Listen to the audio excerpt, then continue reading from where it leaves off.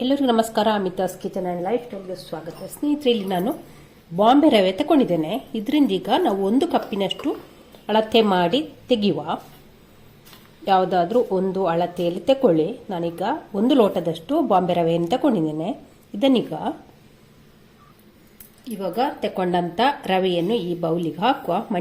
ಇವಾಗ ರವೆ ತಗೊಂಡ ಕಪ್ಪಲ್ಲಿ ಅರ್ಧ ಕಪ್ಪಿನಷ್ಟು ಮೊಸರು, ಅಂದರೆ ಚಿಕ್ಕ ಲೋಟದಲ್ಲಿ 1 ಲೋಟ ಉಂಟು, ರವೆ ತಗೊಂಡ ಕಪ್ಪಲ್ಲಿ ಅರ್ಧ ಲೋಟ ಉಂಟು.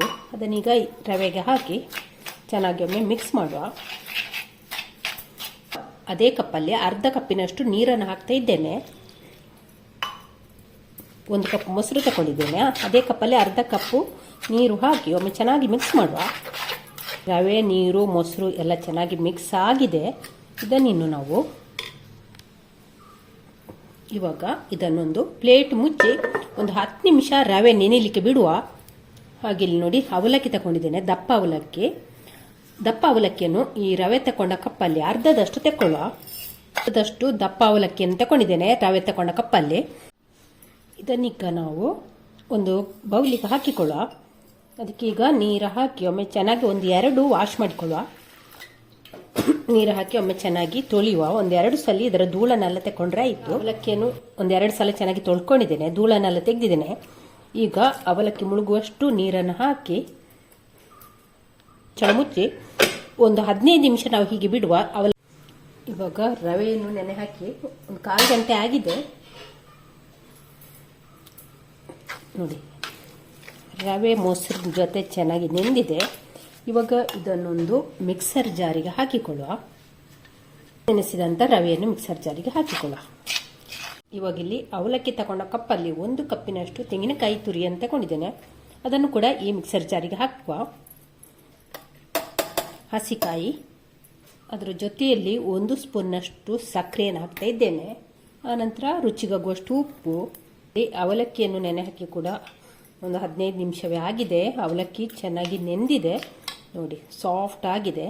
ಇವಾಗ ಈ ನೆನೆದಂಥ ಅವಲಕ್ಕಿಯನ್ನು ಮಿಕ್ಸರ್ ಜಾರಿಗೆ ಹಾಕುವ.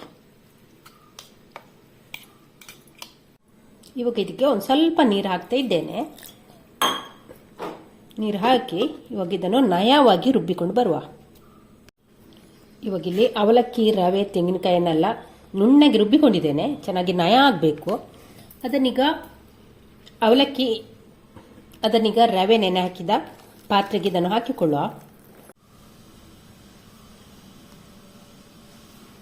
ಇವಾಗ ನೋಡಿ, ಹಿಟ್ಟಿನ ಹದ ಈ ರೀತಿ ಉಂಟು. ಒಂದು ಸ್ವಲ್ಪ ದಪ್ಪನೆ ಉಂಟು ಹಿಟ್ಟು. ಅದಕ್ಕೆ ಈಗ ಮಿಕ್ಸರ್ ಜಾರ್ ತೊಳೆದ ನೀರನ್ನು ಒಂದು ಸ್ವಲ್ಪ ಹಾಕಿಕೊಳ್ಳುವ. ನಿಮ್ಮ ಹಿಟ್ಟು ತೆಳ್ಳಗೆ ಉಂಟುತ್ತಿದ್ರೆ ನೀರನ್ನು ಹಾಕಿಕೊಳ್ಳುವ ಅವಶ್ಯಕತೆ ಇರುವುದಿಲ್ಲ. ಹಾಕಿ ಒಮ್ಮೆ ಚೆನ್ನಾಗಿ ಮಿಕ್ಸ್ ಮಾಡುವ. ಹಿಟ್ಟನ್ನು ನೋಡಿ ಕಲಸಿಕೊಂಡಾಯಿತು. ಈ ರೀತಿ ಉಂಟು ಹಿಟ್ಟಿನ ಹದ, ಈ ರೀತಿ ಇದೆ ನೋಡಿ. ತುಂಬ ತೆಳ್ಳಗೆ ಅಲ್ಲ, ತುಂಬ ದಪ್ಪ ಕೂಡ ಇಲ್ಲ ನೋಡಿ. ದೋಸೆ ಹಿಟ್ಟಿನ ಹದಕ್ಕೆ ಉಂಟು. ಇವಾಗ ಇದಕ್ಕೊಂದು ಚಿಟಿಕೆ ಸೋಡವನ್ನು ಹಾಕ್ತಾ ಇದ್ದೇನೆ. ಸೋಡಾ ಹಾಕಿದ್ರೆ ಒಂದು ಸ್ವಲ್ಪ ಹೊತ್ತು 10 ನಿಮಿಷ ನೆನೆಯಲಿಕ್ಕೆ ಬಿಡಬೇಕು, ಹುದುಗಲಿಕ್ಕೆ ಬಿಡಬೇಕು.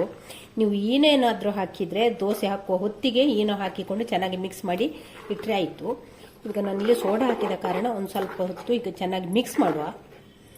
ಚೆನ್ನಾಗಿ ಮಿಕ್ಸ್ ಆದ ನಂತರ ಇಲ್ಲಿ ಪ್ಲೇಟ್ ಮುಚ್ಚಿ ಒಂದು 10 ನಿಮಿಷ ಬಿಡುವ. ಇವಾಗ ಹಿಟ್ಟು ಕಲಸಿಟ್ಟು ಒಂದು 15 ನಿಮಿಷ ಆಗಿದೆ. ಹಿಟ್ಟು ನೋಡಿ, ಹಿಟ್ಟಿನಾದ ಈ ರೀತಿ ಇದೆ. ಇನ್ನಿದ ನಾವು ಇವಾಗ ಇಲ್ಲಿ ಒಂದು ತವವನ್ನು ಕಾಯ್ಲಿಕ್ಕೆ ಇಟ್ಟಿದ್ದೇನೆ.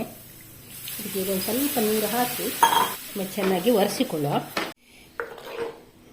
ಇವಾಗ ಹಿಟ್ಟನ್ನು ಹಾಕಿಕೊಳ್ಳುವ.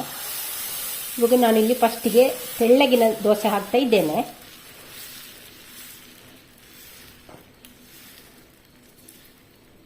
ಕಾವಲಿ ದೊಡ್ಡದಿದ್ರೆ ದೋಸೆ ಕೂಡ ದೊಡ್ಡದು ಬರ್ತದೆ. ಹಿಟ್ಟನ್ನು ಸ್ವಲ್ಪ ಜಾಸ್ತಿ ತಗೊಂಡು ಹೀಗೆ ತೆಳ್ಳಗೆ ಹರಡಿಕೊಂಡ್ರೆ ಆಯಿತು. ಇದು ನಿಮಗೆ ಎಳ್ದಿಲ್ಲ ಅಂತೇನು ಭಯ ಬೇಡ, ಚೆನ್ನಾಗಿ ಎದ್ದು ಕೂಡ ಬರ್ತದೆ. ಇವಾಗ ಇದನ್ನು ಮುಚ್ಚಿಟ್ಟು ಬೇಯಿಸಿಕೊಳ್ಳುವ. ಇವಾಗ ನೋಡುವ, ದೋಸೆ ನೋಡಿ, ದೋಸೆ ಕ್ರಿಸ್ಪಿ ಆಗ್ತಾ ಬಂದಿದೆ. ಇವಾಗ ಮೇಲಿಂದ ಎಣ್ಣೆ, ಬೆಣ್ಣೆ ಏನನ್ನು ಕೂಡ ಹಾಕಿಕೊಳ್ಬೋದು. ನಾನಲ್ಲಿ ಒಂದು ಸ್ವಲ್ಪ ಬೆಣ್ಣೆಯನ್ನು ಹಾಕ್ತಾ ಇದ್ದೇನೆ. ಬೆಣ್ಣೆ ಹಾಕಿದರೆ ಫ್ಲೇವರ್ ಚೆನ್ನಾಗಿರ್ತದೆ, ಹಾಗೆ ಟೇಸ್ಟ್ ಕೂಡ ಚೆನ್ನಾಗಿರ್ತದೆ. ಬೆಣ್ಣೆ ಹಾಕಬೇಕು ಅಂತೇನಿಲ್ಲ, ಎಣ್ಣೆ ಹಾಕಿದ್ರೂ ನಡೀತದೆ. ಸುಲಭವಾಗಿ ಎದ್ದು ಕೂಡ ಬರ್ತದೆ. ನೋಡಿ ಎಷ್ಟು ತೆಳ್ಳಗೆ ಆಗಿದೆ ನೋಡಿ, ಪೇಪರ್ ತರ ಬಂದಿದೆ ನೋಡಿ. ನೀವು ಒಂದ್ಸಲ ಟ್ರೈ ಮಾಡಲೇಬೇಕಾದಂಥ ರೆಸಿಪಿ, ಹಾಗೆ ಹೆಲ್ದಿ ಕೂಡ ಆಗುವಂಥ ರೆಸಿಪಿ. ನಿಮಗೆ 10 ನಿಮಿಷದಲ್ಲಿ ಇದು ರೆಡಿ ಆಗ್ತದೆ. ಅಕ್ಕಿ ನೆನೆಸೋದು ಬೇಡ, ರುಬ್ಬುದು ಬೇಡ, ಮತ್ತೆ ಡಿಫ್ರೆಂಟ್ ಆದ ಒಂದು ದೋಸೆ. ಮಕ್ಕಳು ಕೂಡ ತುಂಬಾನೇ ಇಷ್ಟಪಟ್ಟು ತಿನ್ನುವಂಥ ಒಂದು ಗರಿ ಗರಿ ಪೇಪರ್ ದೋಸೆ. ನಿಮಗೆ ನೋಡುವಾಗಲೇ ಅಂದಾಜಾಗ್ಬೋದು ರೆಸಿಪಿ ಯಾವ ರೀತಿ ಬಂದಿದೆ ಅಂತ. ಹಾಗೆ ನೀವು ಕೂಡ ಟ್ರೈ ಮಾಡಲೇಬೇಕಾದಂಥ ದೋಸೆ.